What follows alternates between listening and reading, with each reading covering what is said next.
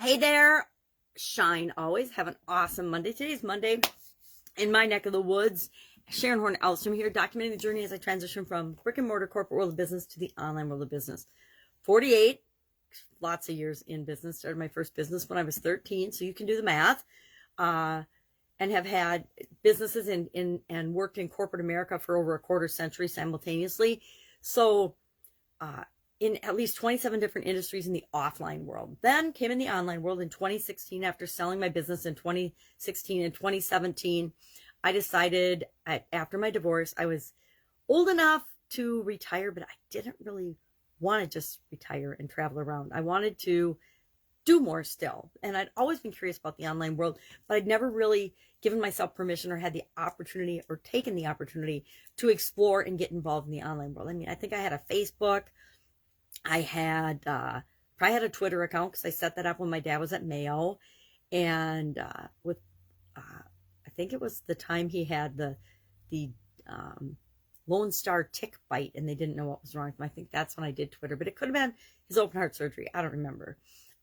Thinking about my dad today, it's actually would be his 87th birthday. He died 7 years ago this December 21st, and I miss him every day. My eyes watering. I think it's sympathetic eye watering today because I miss my dad, and he had an eye that watered too, and so it's interesting. All of a sudden this morning, my eyes watering, and I'm like, all right, I already know it's Dad's birthday. I don't need the reminder. So I'll message and call my mom a little later today after I do my videos and just chat with her because I know she misses him every single day, and I miss him every single day too. I didn't realize until a few years after his death what a huge void that created in my life, and that I was actually having to go through the whole grieving process, as we all do, but I didn't think it would affect me as much as it did, and of course it always does. Whenever we lose a parent or someone close to us, it affects us in ways that we didn't necessarily anticipate. And grief is a journey like any other process, and a process like that we all need to go through, and we'll all experience it differently, just like we do every other experience that we have. So today, our idiom, our expression for supersize your business, our money idiom, we're doing money idioms for the month of November, was about feeling the pinch, feeling the pinchers. And I talked about turtle heads. If you don't know what turtle heads are, I don't recommend them. They hurt. They're little tiny pinches of like your arm or legs or something. I had a sister that was like a professional turtle head giver when we were kids. And my granddaughter's got that too. She's just her little bitty fingers and her little hands, my youngest granddaughter. And I guess my other granddaughter did it too, but she's 6 now, so she knows better. But the 9-month-old she grabs your skin and does the little pinches like on your underarms and the back of your arms or your chest or your face. She likes to grab your face and things and pinch. It's just so funny. So I get to feel the pinch literally every day. Financial pinch is what that particular idiom or expression means. It usually refers to feeling some kind of a financial shortfall or things that cost more than they used to. Think inflation. Anybody experiencing that? Think of things that aren't available that normally are available. Think COVID-19. I think every single person on the planet in some way, shape, or form felt some sort of a pinch, even if it was an emotional pinch or a physical pinch and uncomfortableness during the pandemic and the ensuing this year or two. 2021 has been even more asinine and crazy than 2020 was. And I thought 2020 was crazy. So we're all feeling the pinch. We'll continue to feel the pinch if we choose to participate. I choose to not participate in the pinch. I choose to not focus on the BS and the nonsense that's going on, and to continue to move forward toward creating the businesses, the life, the dreams that I want to experience, not the nonsense that the media and the politicians and every other idiot who wants to think that they're elite and better than everybody else wants us to think that we have to experience. I'm choosing not to participate in any of that, and I invite you to do the same. I invite you to always be taking action to create the life that you want. And action just happened to be our no-nonsense November topic today. We talked about action, the fact that we need to take it. We want to have a prejudice toward taking action. We want to make sure it's inspired action, committed action. When we make a decision, a choice, or a commitment, we want to make sure we're taking some sort of action immediately to reinforce that decision, to reinforce that commitment to ourselves. And we want to make sure that our actions, our intention behind all of our actions is to move us toward what we want in some area or aspect of our life. Our annual challenge today was about warmth and cold, which is kind of perfect since it snowed here over the weekend in Wisconsin, western Wisconsin, and we still have a dusting of snow on the ground. It looks really beautiful, I have to admit, but I am one of those people that prefers warm over cold. So as beautiful as snow and winter is here in my home state of Wisconsin, I like to watch it from the warmth of my home, either by the fireplace or in the nice warm furnace, or wrapped up in a cozy little blanket, because I don't like being cold. I like being warm. I think it goes back to 2020 when I was frozen for 10 days as part of my sudden cardiac arrest treatment. They did that freezing thing where they freeze you, and they actually don't freeze you, but they cool your blood and filter your cold blood through you to protect your organs and brain. And I totally appreciate that, because if it weren't for that procedure, I would not be here, number one. And number two, I might not be able to speak, or I might have been in some other ways mentally or physically incapacitated. And for the most part, even though the kids might tell you, my kids might tell you that I forget things sometimes, pretty much, knock wood, my usual self, probably a better version of myself, in that I am much less stressed and much more positive and much more focused on creating a great life than I was in 2020. So 2010, that was back in 2010.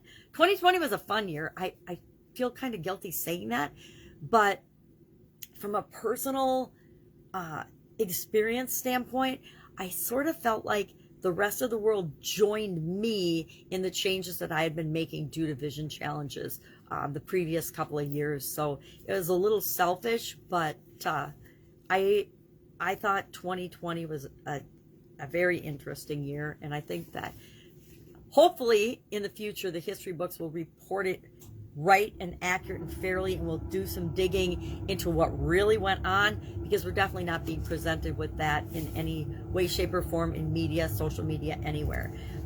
It's all marginalized, it's all manipulated, it's all a lot of lies and stuff that again, I just choose not to participate in it and do what's right for me and those I love and care about.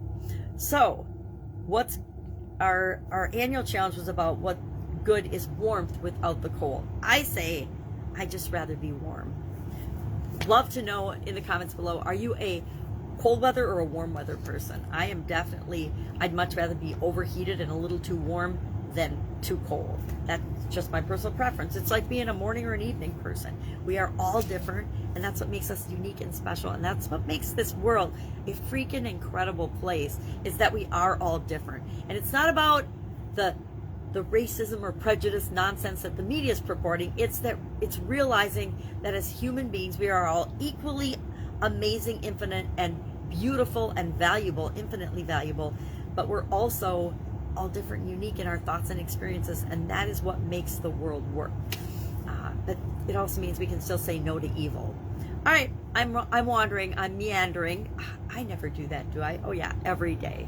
So the next Get Up and Go challenge, the next 30-day Get Up and Go challenge, free, teaching the SOAP framework, which is a simple 4-step process that helps us to make changes and challenges as easy as breathing, as automatic and easy as breathing for us, by applying the SOAP framework, the SOAP process, and doing it through a 30-day challenge that allows us to practice it in each of the different areas and aspects of our life, so we can install it in our subconscious and not have to think consciously about it in the future, because we know that we will always automatically go through it and be better off than before we had a change or challenge happen in our life.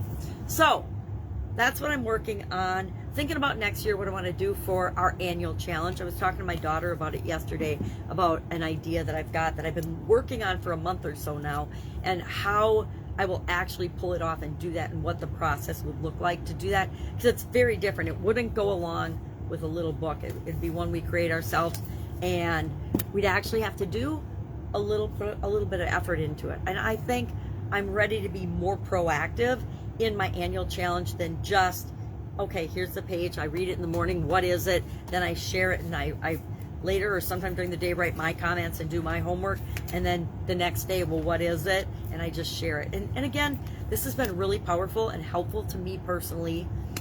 My daughter was saying, really centered, Mom? You're not all that centered. And I'm like, can you imagine what I'd be like if I hadn't been working on it for 318 days so far? And she laughed. And it's true. I mean, even if we don't feel like we're making progress, I guarantee I had a lot more fun in 2020 because I was doing one fun thing every day with my granddaughter than I would have if I wasn't doing the challenge. I had a lot more courage and I stepped out of my comfort zone a lot more in 2018 because I was doing a daily, do one thing every day that stretches your comfort zone or that scares you. Do one thing every day that scares you. And in 2019, I was happier because I did one thing every day that makes you happy. And this year, I guarantee, whether my daughter notices it or not, I am much more centered and much more focused and much more happy than I was 319 days ago now. So, annual challenge next year. It's going to be a surprise. It's going to be something totally different than what we've done. And I'm starting to get excited about it because I like when I do something totally different. I like when I change it up and take action, move toward the intent of what it is that I want. And what I like about it, and I'm leaning toward doing it, is why I'm going to share this, is it allows us to work on all the different areas and aspects of our life, not just one, but the process and the actions that we take every day will be moving us in the direction we want our life to go, but we can pick and choose what area we want to specifically target and work on for maybe a 30-day period of time, maybe 10 days at a time, maybe a week at a time. I don't know, I'll have to think about, do we want to do 52 week at a time themes or something, or monthly themes? I haven't decided yet. If you've got an opinion about that, please share it in the comments below, because I would love to make it work for you, not just for me. I always make it work for me, but I want to make it work for you as well. All right, have an awesome day. If I can help you in any way, ask. Otherwise, I'll be with you tomorrow.